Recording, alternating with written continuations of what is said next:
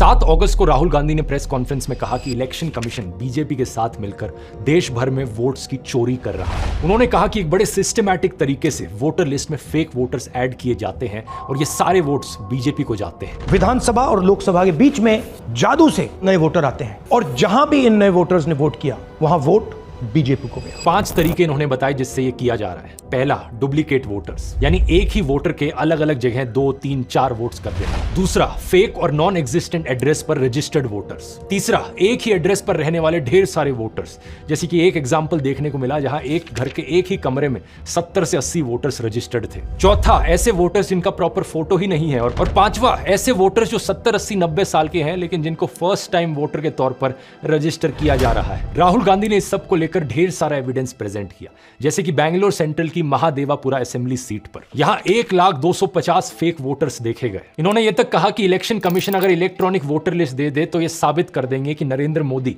धांधली करके प्रधानमंत्री बने हैं। जब इतना बड़ा एक्सपोजे किया गया और इतने बड़े बड़े आरोप लगे तो पता है इलेक्शन कमीशन ने क्या जवाब दिया? कुछ ही सेकंड्स के अंदर वो ट्वीट करके कहते हैं कि ये एलिगेशंस मिसलीडिंग है। कोई इंक्वायरी नहीं, कोई चेकिंग नहीं, किसी एग्जैक्ट पॉइंट का कोई काउंटर जवाब नहीं, बस मिसलीडिंग घोषित कर दिया। और ऊपर से यह कहा इलेक्शन कमीशन ने कि अगर जांच करवानी है, जांच तभी होगी जब राहुल गांधी एफिडेविट पर साइन करके ओथ लेंगे कि ये सारा डेटा सही है। बताओ जरा। लेकिन कुछ मीडिया हाउसेस ने अपनी इन्वेस्टिगेशंस करी। इंडिया टुडे ने अपनी इन्वेस्टिगेशन करी जिसमें राहुल गांधी का महादेवापुर में मुन्नी रेड्डी गार्डन के हाउस नंबर 35 पर 80 वोटर्स का रजिस्टर होने का दावा सही मिला। ये 10 से 15 स्क्वायर फीट का एक कमरा था जिसमें केवल एक व्यक्ति रहता है, जिसके हिसाब से इस घर का ओनर बीजेपी से जुड़ा जयाराम रेड्डी है। लेकिन इस एक कमरे के एड्रेस पर 80 से ज्यादा वोटर्स रजिस्टर्ड थे। अब बात यहां पर यह है दोस्तों कि पहली बार नहीं है ऐसे आरोप लगे हों। दिल्ली इलेक्शन से पहले भी ढेर सारे सबूत प्रेजेंट किए थे आम आदमी पार्टी ने, जो दिखा रहे थे कि एक वोटर फ्रॉड हो रहा है। इन्होंने एक ही विधानसभा में शादरा में 11,008 वोट काटने के लिए एप्लीकेशन दी।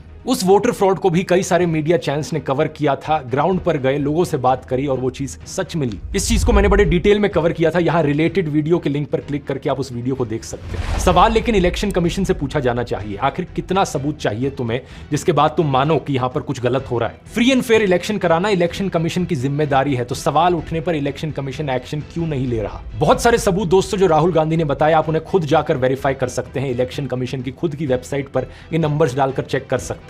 ये बात बार बार सही साबित हो रही है और अगर सुप्रीम कोर्ट और इलेक्शन कमीशन यहां पर एक्शन नहीं लेंगे तो यहां हमारा देश एक डेमोक्रेसी है भी या नहीं?